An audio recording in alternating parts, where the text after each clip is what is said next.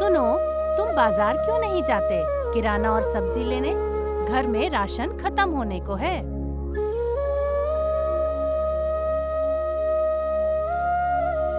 मालती, अपने पति से कहो बाजार से आते बखत मिठाइयाँ लेते आए। मेरे पास एक खुशखबरी है। क्या अच्छी खबर है? मालती, तुम गर्भवती हो और जल्दी ही माँ बनने वाली हो। दीदी, क्या ये सच है?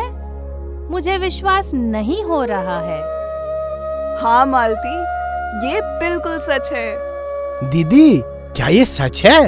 मैं पिता बनने वाला हूँ। ये तो बहुत खुशी की खबर है। मैं अभी गांव वालों को और आस पड़ोस में बताने जा रहा हूँ। हरी भाई, वो सब काम तो बाद में भी किए जा सकते हैं। अभी आपको मालती और आने वाले बच्चे के पोषक आहार पर प्राथमिकता देनी चाहिए। हाँ दीदी, बिल्कुल सही कहा। यदि आहार उचित नहीं होगा तो हमारा बच्चा जन्म के समय बहुत कमजोर हो जाएगा। मुझे तो ये सोचकर चिंता हो रही है। हे प्रभु, मेरा मार्गदर्शन करो। अरे मालती, चिंता मत करो। मेरी बात ध्यान से सुनो। आपकी सभी शंकाएं दूर हो जाएंगी। हम अपने गांव को क्षुधा मुक्त और पोषण समृद्ध बनाने के लिए कार्यरत हैं। इसीलिए बच्चे के जन्म के बाद पहले 1000 दिन शारीरिक और मानसिक विकास के लिए बहुत जरूरी होते हैं। अगर हम बच्चे की पोषण संबंधित जरूरतों को पूरा करेंगे तो वह बच्चा भविष्य में एक स्वस्थ और अच्छा इंसान बनेगा। गर्भावस्था के दौरान माँ को भी अपने स्वास्थ्य का ध्यान रखना चाहिए। गर्भावस्था के दौरान माँ को हरी सब्जियों के साथ साथ विटामिन युक्त सभी खाद्य पदार्थ और पोषण वाला भोजन देना चाहिए। सुरक्षित गर्भावस्था के लिए नियमित शारीरिक जांच और आवश्यक सभी टीकाकरण पूरा करें। बच्चे के जन्म के बाद नवजात शिशु को केवल माँ का दूध ही दिया जाता है। नवजात बच्चे का समय पर टीकाकरण जरूरी है। 6 महीने की उम्र तक बच्चे को माँ का दूध ही पिलाना चाहिए। 7 महीने बाद से बच्चे को अर्ध तरल खाद्य देना चाहिए। बच्चे को कभी भी भूखा ना रखें। छोटे छोटे अंतराल में दूध पिलाएं। बच्चे को पोषक तत्वों से भरपूर आहार जैसे मछली, अंडा, हरी सब्जियां, चावल, दाल खिलाएं। शिशुओं में कृमि होना एक सामान्य बात है। इसके लिए डॉक्टर से सलाह ले सकते हैं। कभी कभी बड़ों से संक्रमित होकर बच्चों को बहुत सी बीमारियां हो जाती हैं। बच्चों के संपर्क में आने वाली जगह और सामानों को सैनिटाइज करें। गांव के आंगनवाड़ियों में गर्भवती महिलाओं और बच्चों के लिए सभी जरूरी व्यवस्थाएं उपलब्ध हैं और सभी लोग इसका निशुल्क लाभ उठा सकते हैं।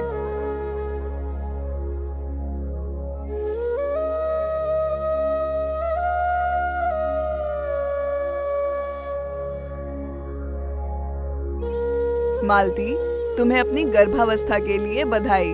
शुक्रिया दीदी। सिर्फ शुक्रिया से कुछ नहीं होगा।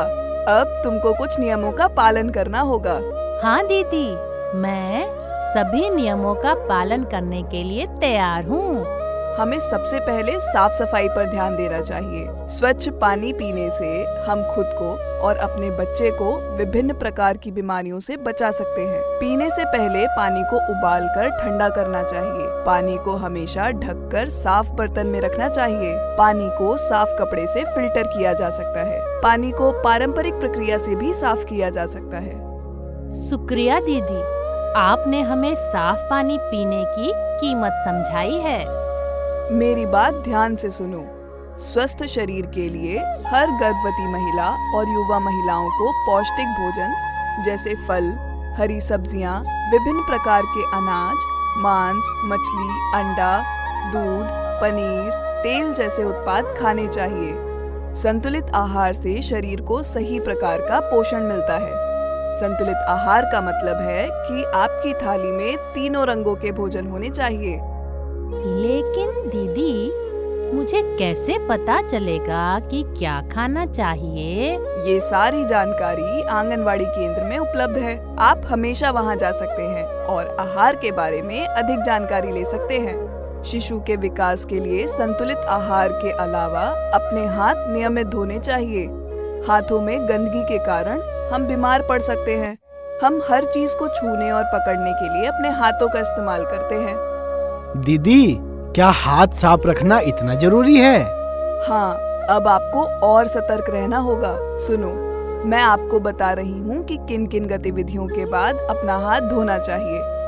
शौचालय का उपयोग करने के बाद, खाना खाने के पहले और खाना खाने के बाद, खाना पकाने से पहले, अपने नाक साफ करने से पहले, सभी तरह के घरेलू काम करने से पहले और बाद में। बाहर से आपके घर में जो कुछ भी मिलता है, हाथ धोना जरूरी है। बीमारियों और संक्रमण से दूर रहने के लिए आपको अपने घर में स्वच्छ शौचालय का उपयोग करना चाहिए और अपना हाथ साफ करते समय आपके हथेलियों को अपने उंगलियों के बीच से ऊपरी हाथ को साफ करना चाहिए। आपको अपने हाथ कम से कम 20 सेकंड तक धोने चाहिए। दीदी, मैं हमेशा शौचालय के उपयोग करने के बाद हाथ धोता हूँ। क्या वहाँ पे भी इसी प्रक्रिया से हाथ धोना आवश्यक है? हाँ, बहुत जरूरी है। इस तस्वीर को देखिए।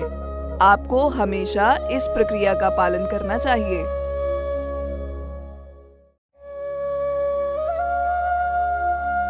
अधिकांश गांव में किसान एक ही तरह की फसल उगाते हैं, लेकिन अगर हम मौसमी खेती शुरू करें तो हम फसलों की अधिक किस्मों को विकसित कर सकते हैं। क्या एक खेत में अधिक किस्मों की फसलें उगाना संभव है? हाँ, संभव है। चावल उगाने के अलावा हम उचित मौसम के अनुसार फसलें उगा सकते हैं।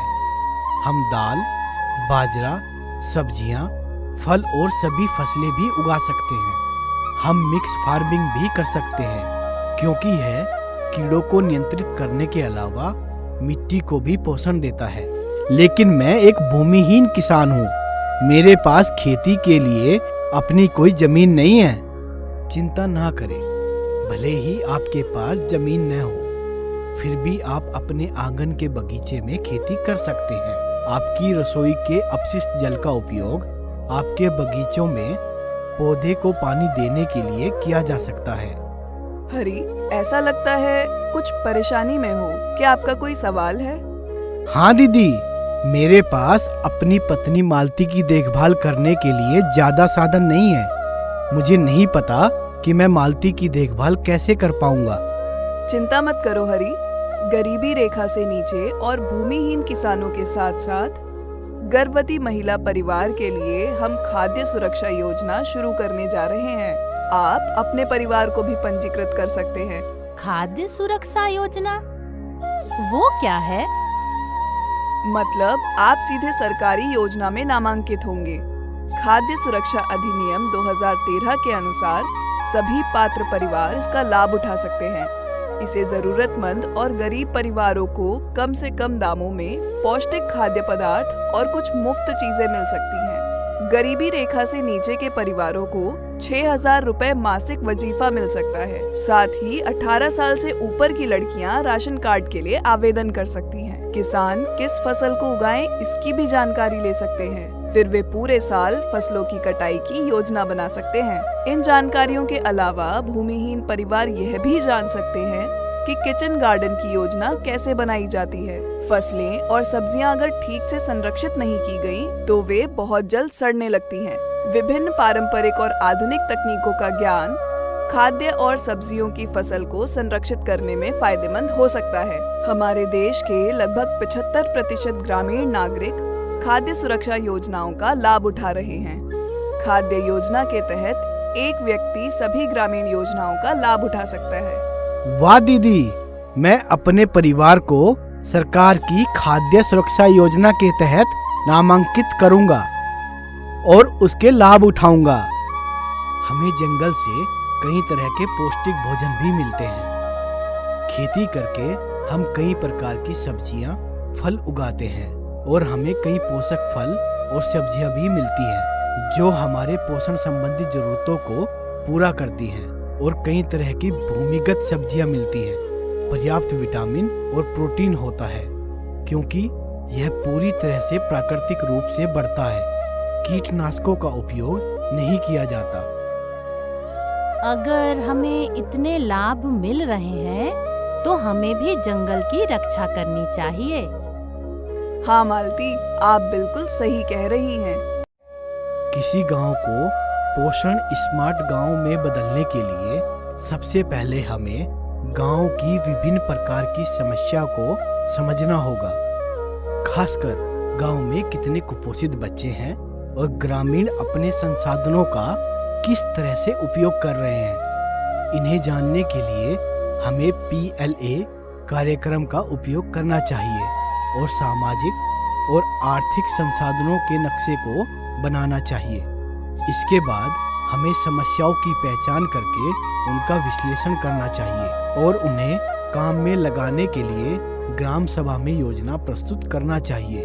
प्रस्तावित समाधान पोषण उन्मुख होना चाहिए, जिसमें कृषि, सिंचाई, खेती और सभी सरकारी योजनाओं पर ध्यान देना चाहिए। लेकिन मुझे समझ नहीं आता कि ऐसा क्यों करना चाहिए।